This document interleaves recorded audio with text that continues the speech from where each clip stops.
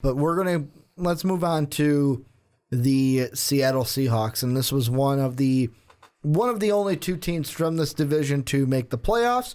They can go fuck themselves because they should have lost in the wild card game, but I digress. Some of the losses that they have: Brandon McBain, he's now with the Chargers. Bruce Irvin, he's now with the Raiders. Russell Okung, he's now with the Broncos. J.R. Sweezy, he's now with the Buccaneers. Alvin Bailey, he's now with the Browns. They also don't have Marshawn Lynch. He's now going to the couch. And then the additions that they bring in free agency, they have Chris Clemens coming in from Jacksonville. And then just Jamarcus Russell, Bradley Sowell, guys that you guys don't care about. But in the draft, they bring in great, I loved what they did in the draft just on 3 picks. Nick Van Nett, tight end. CJ Prosise, running back, and then German Ifedi, their first-round pick, the offensive tackles. Those were 3 major hits for this team because I see CJ Prosise. Yeah, they got Raleigh Rawls in the backfield, but CJ Prosise could develop into a similar kind of back that they had just lost in beast mode. Yeah, it really comes down to how do you replace that production that you expect to get out of Marshawn Lynch. Mm-hmm. And then the defense is there. Yes, we have pieces coming off this defense every year because they just can't afford to keep everybody. But still, the defense comes back being one of the best defenses consistently. They always are going to come back as a top 5 defense. So I'm not super worried about the Seattle Seahawks defense taking a step back. You know, you bring up the question of, or I guess talking about the draft picks really, but Thomas Rawls, right now he's their main back. He is. Does he give you everything that Marshawn Lynch had? No, of course not. But he knows the system and he can put up numbers for right now until CJ Prosise can develop, because I don't think Christine Michaels is. I wouldn't expect he's not the main backup. The way I see it going, Rawls starts, CJ starts to pick up steam, and eventually it's CJ 1, Rawls 2, Michael 3. Yeah. I think that's kind of the ideal situation. I think that we've been waiting for, this to become Russell Wilson's team. We've been talking about it for a couple of seasons. So this is the opportunity right here for Russell Wilson to just completely take it over. You know what this team is basically? You know who they basically are? Who's that? The Golden State Warriors of the NFL. Why? I see Russell Wilson. Think of the same thing as Steph Curry. Coming out of college, not a ton of hype about him, develops into one of the best. They start out kind of mediocre, eventually win the championship. The next year, go to the championship and lose. Sure. Golden State Warriors are a better team than the Seattle Seahawks are. Well, and you say, oh, well, they're always shedding the defense because they can't keep them. Look at the Warriors this past season. Shedding guys like their key role players like Barnes and Bogut and Festus Ezeli just to bring in. Yeah, it's different because they brought in Durant, but this team brought in Jimmy Graham on a trade, sure, and that's the one that's got to pay off. Jimmy Graham has to be the main big receiver because Tyler Lockett, good. Doug Baldwin, fucking phenomenal last year. Mm-hmm. Paul Richardson, pretty nice find out of Colorado. Jimmy Graham's got to be the old Jimmy Graham this year for the Seahawks. It almost seems like they didn't know what to do with him. That's really what the issue kind of seemed like for the Seattle Seahawks. He just wasn't being used very well.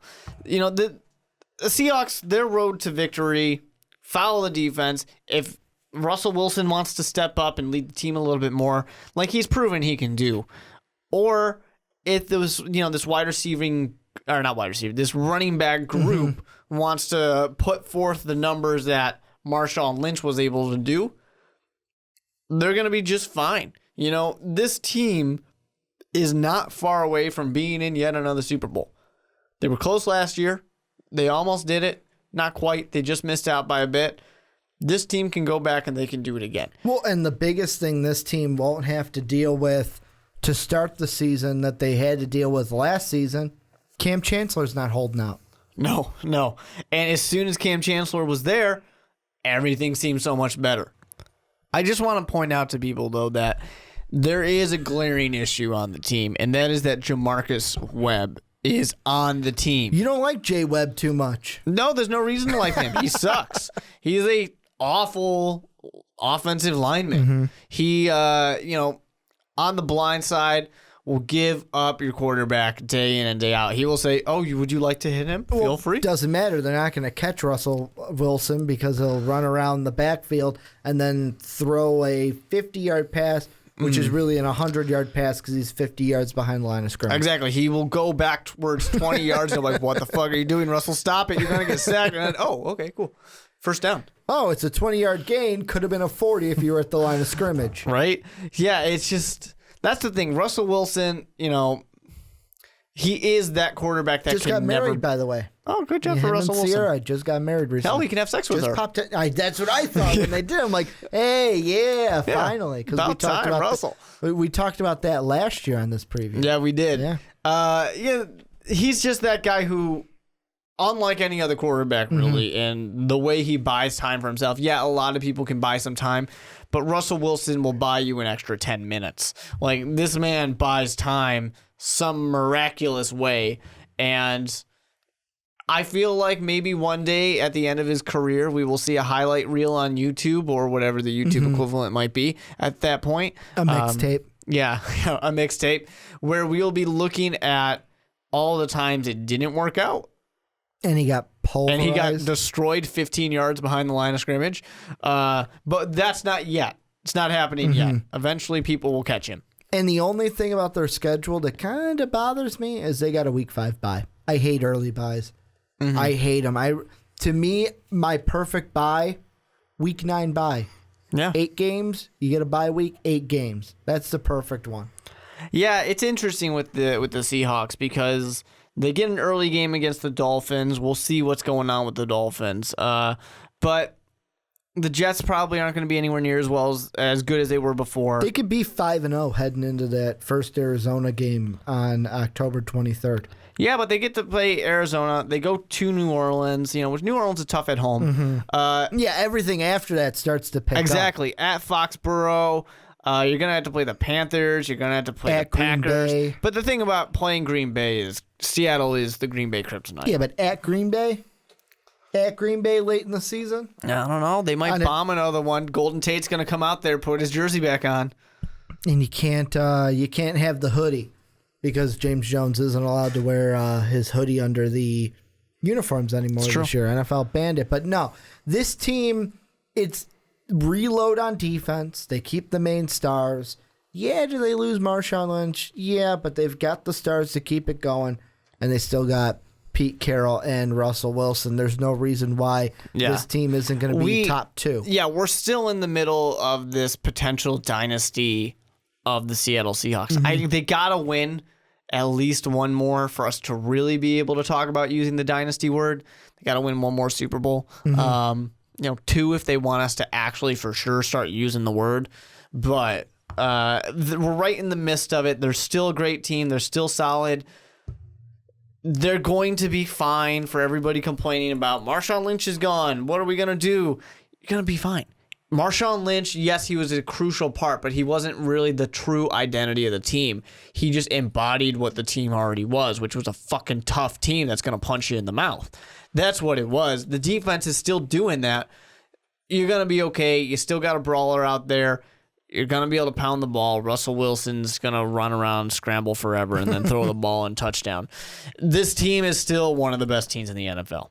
Let's look at the last team in this division that we have not touched. The Arizona Cardinals, as Brandon likes to say. I believe he thinks that's Spanish for Cardinals, as what they lost, what they didn't lose. Jason Babin no longer there.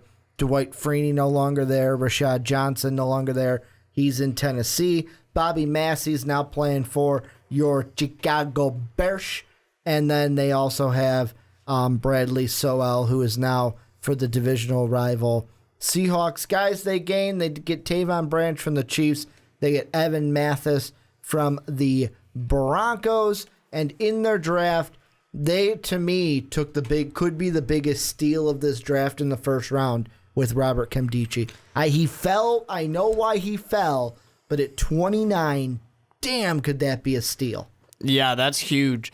He's got to play smart. He's got to not get himself kicked off, the team, basically, by... Man, these Old Miss guys and questionable behaviors, huh? It really makes you wonder what is going on in that organization and the way they're recruiting players and, the players they are recruiting. But besides the point, he's got to stay on the field. He's got to be there. He's got to, get okay with the locker room culture. Bruce Arians is not going to take any shit either. There really needs to be somebody on this defense who just says, yeah, that's not the way we do it. Even, is it going to be Jones? Is it going to be Patrick Peterson? Is it going to be the Honey Badger? Who's it going to be? Somebody has to go out there and say, this is the way that we do it. And he needs somebody to mentor him, to kind of guide him and keep him, straight-laced a little bit. Well, and the good thing is this is a veteran team where you have guys like Larry Fitzgerald, who kind of reminds me, like, it didn't hit me until this week. He's kind of the Tim Duncan without the rings. That's what he is in the NFL. And I got to stress without the rings because Larry Fitzgerald has yet to win a ring. So Tim you're saying Duncan he's going to retire? 5 of them. Maybe not retire, but he's the guy that, like, he's been there. He's just, like, he's a great guy. Never anything bad to say about Larry Fitzgerald. Michael Floyd, who's now a veteran. You've got Carson Palmer, who's a veteran. And I mean, I look at the defense and the big guy that needs... You know who should really be the mentor to Robert Nkemdiche? Who's that? The Honey Badger. Yeah. Because he was a guy that... Wasn't he going through similar stuff when he was coming into the league? Honey Badger don't give a fuck. Honey Badger don't give a shit. Yeah. So that's obviously important, but I think the most important thing for the Arizona Cardinals is they have to win a Super Bowl. They got to stay healthy. They got to win the Super Bowl this year. Carson Palmer needs to stay on the field. Carson Palmer, if he gets another season-ending injury or at least a long-term injury, I don't know if the man can come back for one more. He's going to be 37. He's old as hell. It's funny, though. I like how their quarterback's behind him. Yeah, Drew Stanton, you're the backup. But the guys behind him, they got Matt Barkley. Didn't play that bad with the Trojans. And their number 4 guy right now could turn into a practice squatter. Jake Coker, Alabama quarterback. Yep. He just knows how to win championships. He does. Not by his own merits. No. But, another big key important part here is Larry Fitzgerald. Man's going to be a free agent next year. Will the Arizona Cardinals decide that he is so important we have to keep him? Or are they going to say, okay, you've been great, you've been successful, but you're up there in age. I think he'll retire a Cardinal. He's going to retire a Cardinal. I don't know, though. I think that Larry Fitzgerald can still play. He can still play after this season. He might go do it somewhere else just because I don't know that the Arizona Cardinals are going to keep him around. No, I don't think he goes anywhere. And this is I know the NFL is different than the NBA, but the man wants a ring. He deserves a ring. They could get one this year, man. They have to. They are among for me, they're out of the 5 teams that you would say, Ricky, who could win a Super Bowl. They're definitely in there. Yeah. I just think that the Arizona Cardinals last year seemed like it was the year they should do it. Oh, and then the Panthers just shit all over them. Yeah, but they've really got to get it done now. No, and really it comes down to Carson Palmer staying healthy, the wide receivers, A, staying healthy, and B, helping him out.